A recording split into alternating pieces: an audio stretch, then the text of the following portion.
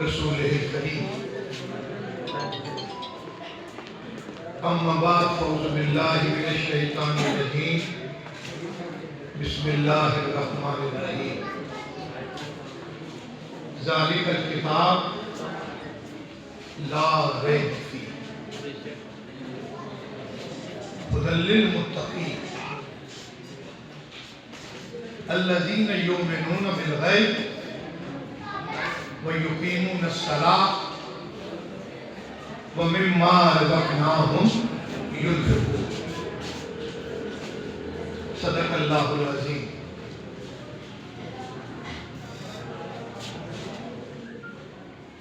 محترم علماء کرام، خاندان منشی احمد خان صاحب اور میرے انتہائی محترم مکرم مردین علاقہ، بڑی ہی بابرکت مجلس ہے اور مجھ سے پہلے میرے بھائی نے جس خوبصورتی کے ساتھ اس کا رخ متعین کیا ہے اس کے بارے میں اتنا ہی عرض کر سکتا ہوں کہ شاید کہ تیرے دل میں اتر جائے ان کی بات، شاید کہ تیرے دل میں اتر جائے ان کی بات. روایتی بات ہے، میں اشرف خان صاحب کو بھی مبارکباد دیتا ہوں، ان کے بچے کو بھی مبارکباد، منشی خان صاحب کے بیٹے بیٹھے ہیں ان سب کو مبارکباد. لیکن ایسی مبارکباد ہماری چاروں طرف سینکڑوں نہیں، ہزاروں نہیں، لاکھوں پہلے، اور یہ اساتذہ کرام زندہ رہیں جن کی کوششوں اور کاوشوں سے صدیوں سے یہ حفظ قرآن کا سلسلہ جاری ہے. صدیوں، اور یہ شمع انہوں نے جلا دی. اور حقیقت یہ ہے کہ جب قرآن سینے میں اتر جاتا ہے تو اقبال تو کہتا ہے کہ یہ راز کسی کو معلوم نہیں کہ مومن قاری نظر آتا ہے حقیقت میں ہے قرآن. سبحان اللہ. بس مسئلہ یہی سے خراب ہے. بچہ حفظ کرتا ہے، خوشیاں منائی جاتی ہیں. الحمدللہ میرے بچے نے بھی حفظ کیا اور اشرف خان کی طرح میں نے اسی طرح کا اپنے گھر میں فنکشن کیا. محترم قاضی حسین احمد صاحب مہمان خصوصی تھے اور انہوں نے کہا، ان کا جملہ مجھے آج تک یاد ہے کہ آپ نے تو حفظ قرآن کو بھی یاسر کا ولیمہ بنا دیا. بڑا خوبصورت انتظام. لیکن میرے عزیزوں، آج اس معاشرے میں بلکہ پوری دنیا میں لاکھوں حفاظ زندہ کھڑے، لیکن ہمارے اوپر شیر کیا فٹ آتا ہے، نہ تم بدلے نہ دل بدلا نہ دل کی آرزو بدلی، میں کیسے یہ تباہے انقلاب آسماں کر رہا ہوں. زیادہ لمبا وقت نہیں ہے، آپ کی توجہ چاہتا ہوں اور چند باتیں سے. میرے مالک نے فرمایا ذالک الکتاب لا ریب فیہ. سب نے بولنا ہے، کیا یہ سچ ہے؟ بیٹا آپ بتاؤ، سچ. یہ سچ ہے؟ کون کہتے ہیں یہ سچ ہے؟ میں ڈرتے کی چوٹ کہتا ہوں کہ نہیں سچ ہے. اگر یہ سچ ہو تو میرے ہاتھوں میں ہر لمحے قرآن ہو، ہر منزل پہ قرآن ہو. دوستوں میں تنازع پیدا ہو جائے، میں کہوں دوڑ کے جاؤ قرآن لاؤ. قرآن کیا کہتا ہے؟ وزیر اعظم کو مسئلہ پیش آئے، آؤ قرآن کیا کہتا ہے؟ کسی وزیر کو مسئلہ پیش آئے، کسی تاجر کو مسئلہ پیش آئے، کسی استاد کو مسئلہ پیش آئے، تو کیا ہم میں سے کسی کو مجھ سمیت ہمارا یہ رویہ ہے قرآن کے بارے میں؟ ذالک الکتاب لا ریب فیہ اگر ٹھیک ہے تو بہنوں کو وراثت میں حصہ کیوں نہیں دیتے ہو؟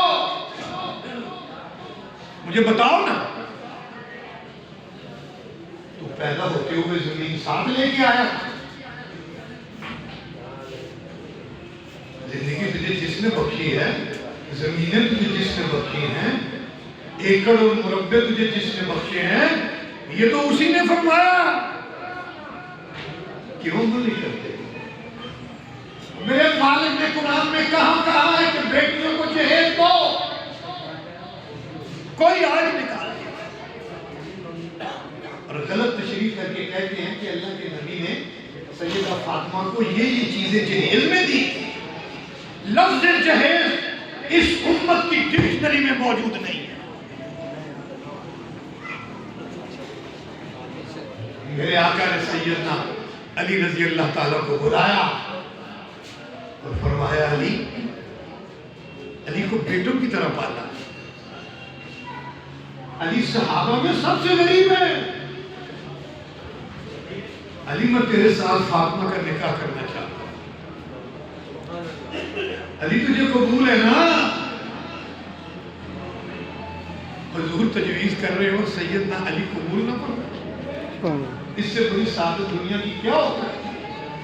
لیکن اصل چیز جو میں آپ کو سنانا چاہتا ہوں, جو آج ہم اپنے بیٹوں کو نہیں کہتے, ہم لسٹ دیتے ہیں بیٹی والوں کو. دیکھو مجھے تو پہلے بچے کی شادی میں انہوں نے کڑے پہنائے تھے. آپ تو خیر بہت بڑے لوگ ہیں. اچھا اس کے پاس موٹر سائیکل تو پہلے سے ہے, آپ میرے بیٹے کو کیا دیں گے؟ سودے بازی ہوتی, سودے بازی ہوتی. اور پھر کہتے ہیں ذالک الکتاب لا ریب فیہ. پھر کہتے ہیں میرا نبی, میری جان مدینے اور میری قبر وہاں بنے. اور پھر ہم نعت پڑھتے ہیں اور میرے نبی کے راستے پہ دعاؤ میرے عزیزو, علی تیرے پاس کیا ہے؟ حضور میرے پاس تو کچھ بھی نہیں. علی کوئی چیز بیچنے والی, کوئی چیز بیچنے والی حضور کچھ بھی تو نہیں ہے جس کو بیچ سکتی. علی وہی زرہ تیرے پاس پڑی ہوئی ہے. حضور وہ تو جنگوں میں کام آتی ہے, اللہ پھر دے دے گا. وہ زرہ لو اور زرہ بیچو اور پیسے میرے پاس لے کے. زرہ بکتی ہے, پیسے لے کے تشریف لاتے ہیں. لو علی اس سے تم نے ولیمہ کرنا ہے اور جاؤ اس سے گھر کا سامان خرید کے لاؤ. امت کو کیا بتایا ہے؟ بیٹی بوجھ نہیں ہے, بیٹی رحمت ہے. نکاح آسان بناؤ اور بیٹیوں کے لیے راستے بناؤ. بالکل الٹ کر رہے ہیں اور کہتے ہیں ذالک الکتاب لا ریب. یہ علماء دین بیٹھے ہیں, کبھی کبھی ان سے پوچھ لیا کرو, مجھے کوئی مائیکل آپ ثابت کرے کہ صحابہ نے مسجد سے باہر کہیں نکاح کیا ہے الا ماشاءاللہ, اور میرے نبی نے نکاح کا کھانا کھایا. ہم باقاعدہ طے کرتے ہیں, اچھا جی بارات کتنی آئے گی؟ بیٹی کے باپ ڈرتے ڈرتے پوچھتے ہیں. اس نے بڑی محنت سے پیسے جمع کیے, کوئی پلاٹ بیچا ہے, بیوی کی پڑی ہوئی چوڑیاں بیچی ہیں کہ یا اللہ میری عزت رکھنا. اس نے 100-150 کا بندوبست کیا ہے. رسم دنیا بھی ہے, موقع بھی ہے, دستور بھی ہے. لیکن وہ کہتے ہیں جناب آپ کو پتہ ہی ہے کہ بچہ تاجر ہے, اس کے بڑے دوست رشتہ دار ہیں, اس کے 4 بھائی ہیں, ان کے بڑے تعلقات ہیں, اس کا چچا ممبر ہے ضلع کونسل کا. ہمارے تو بھائی 300 سے کم آدمی نہیں ہوں گے. بیٹھو بیٹھو بیٹھو بات سنو.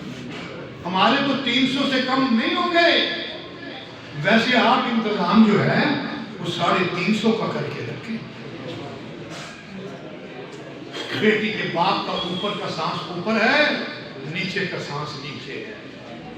پھر وہ ہے اور بیوی ہے, اور کس کو بتائیں؟ بھگوان اب کیا کریں, اب کیا کریں؟ پھر بیچارے کرتے اور لڑکی والا چھوہارے لے کے جاتا ہے اور پھر کہتے ہیں ذالک الکتاب لا ریب فیہ لقد کان لکم فی رسول اللہ اسوۃ حسنہ. یہ میرا ایک پہلو ہے، اس کو سوچیں. کل سامنا ہونا ہے نبی سے.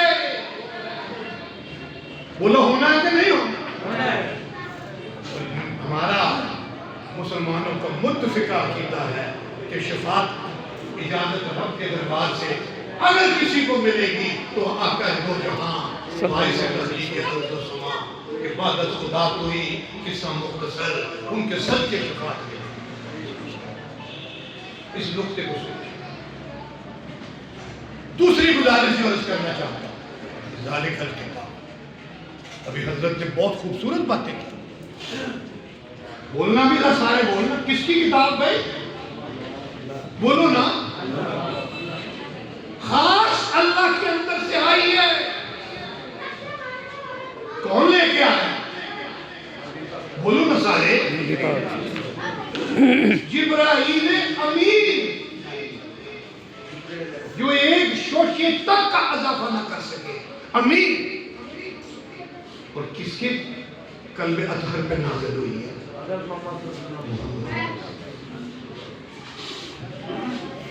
میرے عزیزو، یہ ایک کتاب تھی. اصحاب صفہ کا چبوترا تھا.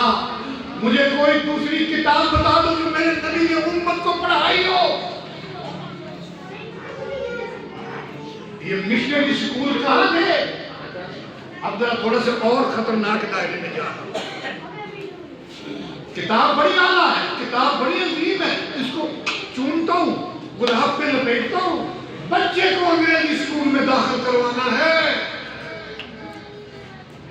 انگریزی پڑھے گا، او لیول کرے گا، اے لیول کرے گا، امریکہ جائے گا، ترقی کی منزلیں طے کرے گا. بتا تیرا دل تو ہے سنم آشنا، تجھے کیا ملے گا نماز میں؟ یہ سنم نہیں ہے تو کیا ہے؟ مجھے بتائے. میں خود بھی شامل ہوں اس میں. میرے نبی نے تو ایک ہی کتاب پڑھائی ہے. کوئی مجھے مائی کا لال بتا دے. ایک ہی کتاب صحابہ نے پڑھی ہے. ایک ہی کتاب پھر دمشق میں پڑھائی گئی ہے. وہی کتاب پھر بغداد کی مسجدوں میں پڑھائی گئی ہے. وہی کتاب پھر ایران اور ہر جگہ پڑھائی گئی ہے. اور اسی نے ریاضی دان پیدا کیے، اسی نے تاریخ دان پیدا کیے، اسی نے خالد و طارق جیسے جرنیل پیدا کیے، اسی کتاب میں صلاح الدین ایوبی پیدا کیے. پھر کہتے ہیں دنیا کے اندر مسلمان بڑے ذلیل ہو گئے، دنیا کے اندر مسلمان بڑے ہو گئے ہیں. میرے عزیزوں، قرآن ہی سے قومیں اٹھتی ہیں اور قرآن ہی سے قومیں گرتی ہیں. جو سلوک کوئی قوم قرآن کے ساتھ کرے گی وہی سلوک دنیا اس سے کرے گی. بتوں سے کچھ امید ہے، خدا سے نا امیدی. مجھے بتا تو صحیح اور کافی کیا. اب حفظ ہو گیا ہے نا. اشرف خان کدھر ہے؟ اشرف خان، اشرف خان کدھر ہے بھائی؟ اور جتنے بچے حافظ ہوتے ہیں ساتھ ہی فکر پڑ جاتی ہے، بڑے جلدی کر لو، اب تمہیں ڈائریکٹ 8ویں میں کروانا ہے. ڈائریکٹ 8ویں. اب ہمیں نے تو منزل کرنی ہے. وہ ہو جائے گی، ٹھیک ہے، منزل بھی ہو جائے گی. 8ویں 10ویں پھر میڈیکل پھر انجینئرنگ. اور قرآن بچے کے دل و دماغ سے اترنا شروع ہو جائے. اور اگر قرآن واقعہ اللہ کی کتاب ہے، قرآن دنیا بنا چکا ہے دنیا کی. دیے لانے کبھی یورپ کے کلیساؤں میں، کبھی افریقہ کے تپتے ہوئے صحراؤں میں. شان آنکھوں میں نہ دشتی تھی جہاں داروں کی، کلمہ پڑھتے تھے ہم شوق میں تربیت. اس کتاب نے روم فتح کروایا، اس کتاب نے ایران فتح کروایا، اس کتاب نے افریقہ فتح کروایا، اس کتاب نے اسپین فتح کروایا. اس کتاب نے مسلمانوں کو دنیا کا ایمان دیا. ہماری فکر و نظر میں تضاد ہے. حضرت نے آپ سے وعدہ لیا ہے نا کہ کتاب کو پڑھنا ہے. یقین کر لو ایک سوال آ گیا اللہ جل شانہ کے سامنے. ہاں بھی تو کس کا بندہ؟ میں تیرا بندہ. اچھا یہ کتاب کس کی؟ یہ اللہ تیری. تو پھر تم نے اس کتاب کو پڑھا؟ عزیزوں وہاں جواب نہیں دیا جا سکے گا. قرآن سے ثابت ہے جو رکوع نہیں کرتے وہ وہاں رکوع نہیں کر سکیں گے, جو سجدہ نہیں کرتے وہ وہاں سجدہ نہیں کر سکیں گے. جس دماغ نے قرآن کی اہمیت کو تسلیم نہیں کیا اس کی زبان وہاں کھل نہیں سکے. تو مالک ہے نا. مجھے سپریم کورٹ کے اندر کوئی جا کے اپنی لنگ ترانیاں سنا کے دکھائے سپریم کورٹ, وہ کہیں گے کیا بکواس کر رہے ہو, چپ ہو جاؤ. وہ تو میرے رب کی عدالت ہے. کیا سپریم کورٹ اور کیا رب کی عدالت, زبانیں بول نہیں سکے گی. میرے عزیزو, حضرت نے آپ سے پڑھنے کا وعدہ لیا ہے نا, پڑھنے کا وعدہ. کیسا پڑھنا ہے؟ اس میں ڈوب کے پڑھنا ہے, اس میں ڈوب کے پڑھنا ہے, اس کا طالب علم بن کے پڑھنا ہے, تقویٰ دل میں پیدا کر کے پڑھنا ہے, مولا سے ڈر کے تقویٰ پیدا کر کے پڑھنا ہے. پھر کیا ہے؟ اللہ ولی الذین آمنوا یخرجہم من الظلمات الی النور. اللہ کا وعدہ ہے تمہیں اندھیروں سے نکالوں گا, تمہیں روشنیوں میں ڈالوں گا. روشنی کسی چیز سے وعدہ نہیں, صرف قرآن سے وعدہ. اور میرے عزیزوں, میں آخری گزارش کرنے لگا ہوں, یہ اللہ کی کتاب اور میرا نبی چلتا پھرتا قرآن, اور میرے نبی نے ایک ایک حرف پہ عمل کر کے دکھایا. آج ڈنڈے کی چوٹ کہتے ہیں, ہم سنتے ہیں اور وہ ہمارے لیڈر ہیں. قرآن بہت اچھی کتاب ہے, قرآن بہت اچھی کتاب ہے, لیکن دیکھیں دنیا کے کچھ تقاضے, دنیا کے کچھ حالات, امریکہ کے ساتھ رہنا, برطانیہ کے ساتھ رہنا, فرانس کے ساتھ رہنا.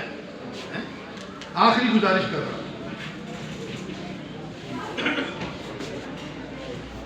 ان کے ساتھ مل کے رہنا. اشرف خان آپ میرے سامنے بیٹھو, میں نے آپ سے بات کرنی ہے, چھوڑ دو, جو آئے گا جس کو اللہ جہاں بٹھائے گا بیٹھ جائے. یہ کتاب کی مجلس ہے, جس کو جو قسمت ہے وہ حال ہے. اچھا بھئی, یہ میری ذہنوں کو جس نے پامال کیا قصور میں, اور یہ مصدقہ جنگ اخبار میں نے خود پڑھا ہے, 2020 کے پہلے 6 مہینوں میں 26,000 ذہن میں میری بیٹی, آپ کی بیٹی, 1 سال سے 3 سال کی عمروں کی بچیاں رہ گئے. قرآن کہتے ہیں زانی کو سنسار کرو اگر وہ شادی شدہ ہے. یہ اوپر صدا نہیں دے, پورا ملک کہہ رہا تھا زینب کے قاتل کو سرے عام پھانسی دو, نہیں. قرآن کہتا ہے زانی کو سنسار کرو, کہتے ہیں. قرآن کہتا ہے چور کے ہاتھ کاٹو, ہم کہتے ہیں. قرآن کہتا ہے کتب علیکم القصاص, میں نے تمہارے اوپر قصاص فرض کیا ہے. جس طرح کتب علیکم الصیام ہے, اسی طرح یہ کتب علیکم القصاص ہے. مانتے کیوں نہیں ہو؟ قرآن کہتا ہے یہ شراب اور یہ جوا, اور جوے کا ترجمہ کیا کیا گیا ہے؟ عربی کا لفظ کیا ہے حضرت؟ میسر, میسر. اور یہ میسر کیا ہے؟ اس کا سادہ ترجمہ علماء نے جوا کیا ہے. اور جوا کیا ہے کہ بغیر محنت کے ایک آدمی کروڑ پتی نہیں, لاکھ پتی, ارب پتی ہو جائے اور دوسرا کنگال ہو جائے بغیر محنت. یہ لاٹریاں, یہ پرائز بانڈ اور یہ سب میسر ہے. قرآن کہتا ہے